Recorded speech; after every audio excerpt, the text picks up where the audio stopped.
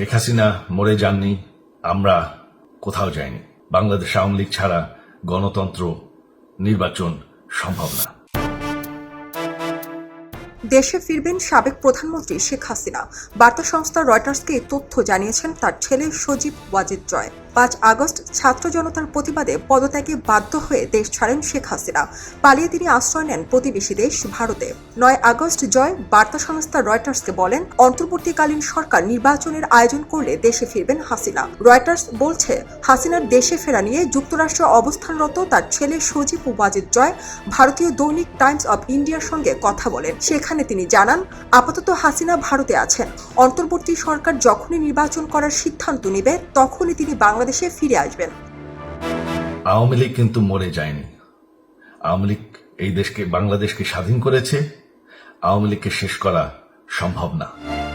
একদিন আগেই জয় বলেছিলেন, যখন বাংলাদেশে আবার গণতন্ত্র পুনঃপ্রতিষ্ঠিত হবে তখনই শেখ হাসিনা ফিরে আসবেন। যদিও জয় এর আগে বিভিন্ন আন্তর্জাতিক সংবাদ মাধ্যমকে জানিয়েছিলেন হাসিনা আর কখনোই দেশে ফিরবেন না এবং তিনি রাজনীতি থেকে অবসর নিয়েছেন।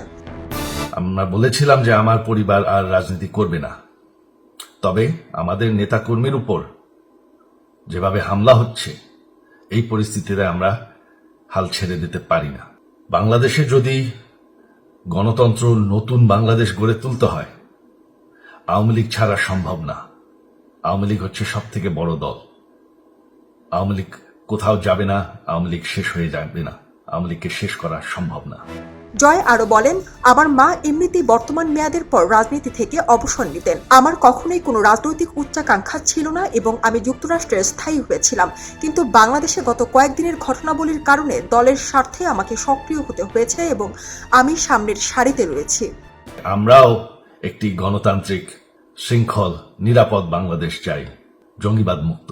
তার জন্য আমরা সবার সাথে আলোচনা করতে প্রস্তুত, শুধুমাত্র তারা যদি জঙ্গিবাদ এবং ভায়োলেন্স বাদ দেয়।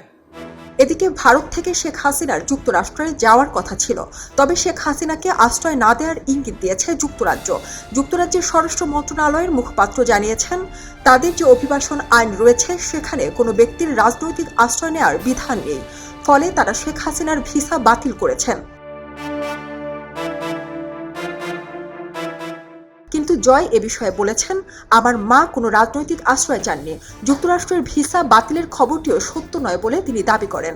শেখ হাসিনা অবশ্যই বাংলাদেশে ফিরে আসবেন, তবে একজন সক্রিয় রাজনীতিবিদ হিসেবে ফিরবেন কিনা এ বিষয়ে এখনো কোনো সিদ্ধান্ত হয়নি। তিনি বলেন, শেখ মুজিবুর রহমানের পরিবারের সদস্যরা কখনোই বাংলাদেশের মানুষকে ছেড়ে যাবে না। শেখ হাসিনাকে নিরাপদ আশ্রয় দেয় ভারতের প্রধানমন্ত্রী নরেন্দ্র মোদী ও তার সরকারের প্রতি কৃতজ্ঞতা জানান জয়।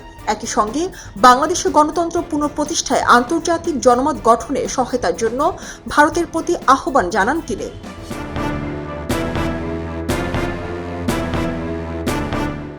নোবেলজয়ী মোহাম্মদ ইউনূসের নেতৃত্বে অন্তর্বর্তীকালীন সরকারের উপদেষ্টারা শপথ নিয়েছেন 8 আগস্ট। 9 আগস্ট উপদেষ্টাদের মন্ত্রণালয়ে এর দায়িত্ব বন্টন করা হয়েছে।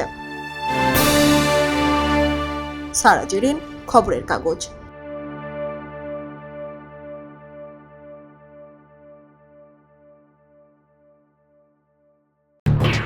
এলো খবরের কাগজ, নিখাদ, নির্ভীক, নিরপেক্ষ।